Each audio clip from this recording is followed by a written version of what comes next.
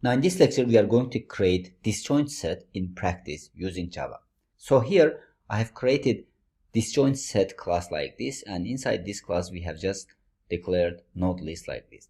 Now here the first thing that I'm going to do, I'm going to add inside weighted node class a new property in which we will have disjoint set. So this is the weighted node class that we created in our previous lectures, so we don't have any extra thing over here.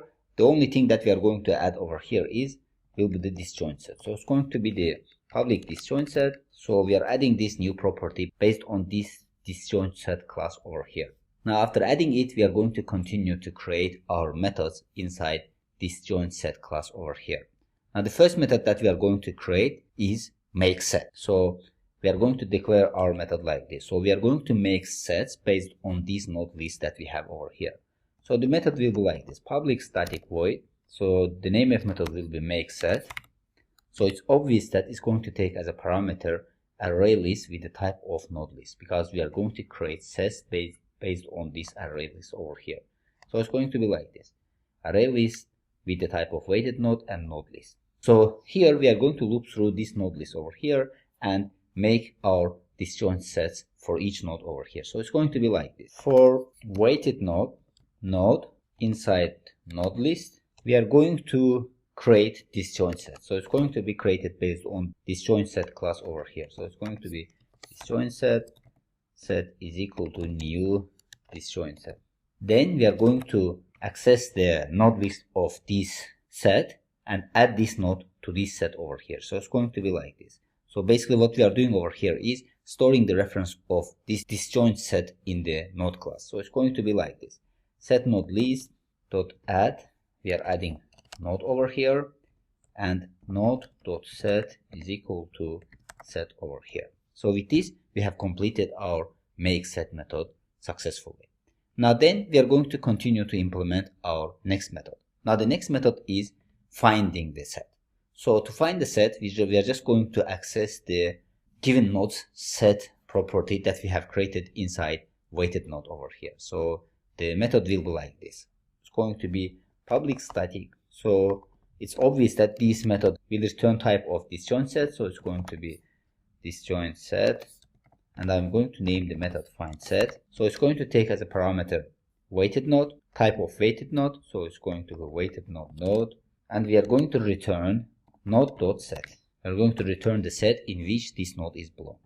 Now finally, the last method and the main method that we are going to implement over here is union method. So this method will take two parameters, and based on these two parameters we are going to union these two nodes into one set over here. So it's going to be like this: public static. So it's obvious that this one also will return the type of disjoint set, because unioning the two nodes over here, we are unioning them in one set. So it's going to return this set over here. The name of method will be union. Then the first parameter will be the type of weighted node, node 1, and the second one will be the type of weighted node with node 2. Then we are going to check that if these nodes are in the same set, then we don't need to union them. We are just going to return null. So to check that, it's going to be written like this: if node 1 dot set dot equals to node 2 dot set.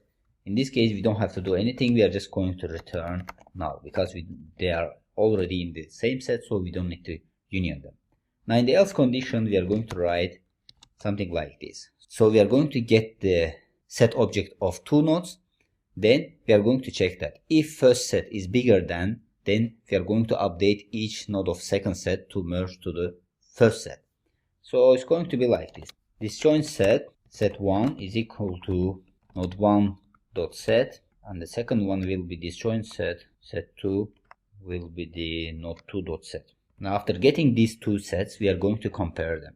So we are going to put it first comparison like this: if set1 dot node list dot size is greater than set2 dot node list dot size.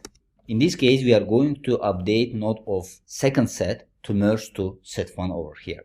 So to do so, first we are going to create array list of node set2, and we are going to get the node list of set2. Then we are going to loop through this node set2 and set each node's set to the set1. So it's going to be like this: array list with the type of weighted node. So So I'm going to name it node set2. This means that we are getting the set2's node list. So it's going to be is equal to set2.node list. Then we are going to loop through this node list. So it's obvious that it's going to be like this: node in node list, node set2. Then we are going to set node.set is equal to set1 and set1.node list. We are going to add these nodes to this node list over here. So it's going to be add node. So with this, we are merging second set to the first set over here. Now in the else condition, it's obvious that if the set2 is bigger or equal to set1, in this case, we are going to update each node of first set to merge set2. So in this case, one more time, we are going to create array list, but in this case, the array list will be based on the set1's node list. So it's going to be like this: node set1 and node set1.node list. Then we are going to loop through this one again. So the loop going to be like this: in node set1, and we are going to set node.set is equal to set2 and set2.node list.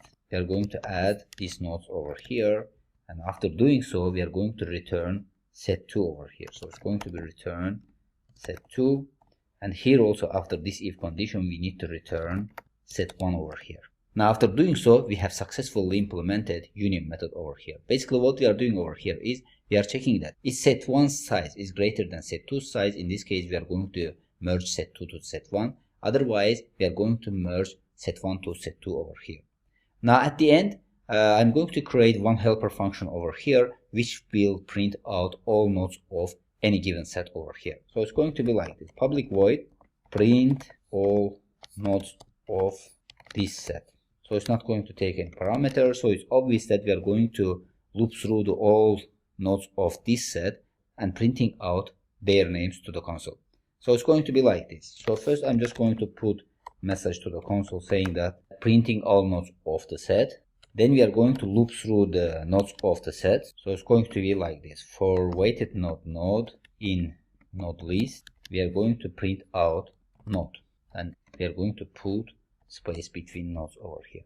Now after doing so, I'm just going to call println function to see them properly in the console. Now with this, we have successfully implemented our disjoint set over here. Now let's see how this is working in practice. Now here inside main class, the first thing that we are going to do, we are going to create array list, and then we are going to create our weighted nodes and add to this array list, and based on this node list over here, we are going to create disjoint set. So it's going to be like this: array list with the type of weighted node, and the name will be node list, is equal to new array list weighted. Then I'm going to create 4 nodes A, B, C, D and add to this node list over here. So it's going to be like this: node list.add. So we are going to create new node based on this weighted node class over here. So it's going to be like this. So the first node will be A. So I'm just going to copy it from here and pass it over here 3 times. So the second node will be B, and the third node will be C, and the fourth node will be D. Then, based on this node list, we are going to create disjoint set. To make a disjoint set, the first thing that we are going to do, we are going to call make set method. So it's going to be disjoint set dot make set. So as a parameter, it's going to take this node list that we have created over here. Now after doing so, I'm going to get first and second nodes from this node list, and then I'm going to union them, and then I'm going to look for the second node to see that in which set it's located. So we are going to create the nodes like this. So it's obvious that it's going to be the type of weighted node. So the first one will be the first node. So we are going to get it from the node list based on its index. So the first node's index is 0, which is A. And the second one will be the second node, and the index of second node will be 1. So it's going to be like. Now after getting these nodes over here, if we call find set method for the second node, it's going to print out second node's set over here. So it's obvious that find set method returns the type of the disjoint set. So I'm just going to create disjoint set output like this, and it's going to be equal disjoint set dot find set. So I'm going to look for the second node. Then after getting the output, I'm going to print all nodes of the this set over here. So it's going to be print all nodes of this set. So we have created this method as a helper method. So in this case, if I run this method, it's going to print out the second node set over here. So if I run our code, now after running this method, we see that it's printing out the only node that we have in this set over here. So we have only B over here. Now if I union these two nodes over here in one set and then printing out the all nodes of this set over here, you see that it's going to print out, in this case, A and B. So what I'm going to do, I'm just going to call union method for these two nodes over here. So it's going to be like this. Disjoint.union. So the first parameter will be the first node and the second parameter will be the second node. Then after doing so, I'm going to look one more time for the second node and to see that if in this node we have only B or it has joined all these nodes together. So in this case, it's going to be like this. So we are calling one more time disjoint set find set method for this second node over here. Then we are printing out all nodes of this output set over here. So if I run our code one more time, first you will see that it's printing out the initial version of this set over here. Then it's printing out the version after unioning them together. So here you can see that first, if you look first for the node, it's returning the set in which we have only the node of B, and after unioning them, it's returning the set in which we have B and A, because our first node was A and the second node was B. So we have unioned them and we got B and A nodes in one set over here. Now with this, we have successfully completed implementation of disjoint sets. So in this case, we have implemented make set method, find set method, and union methods in case of disjoint set. So hopefully everything is clear about this implementation. So see you in the next lecture.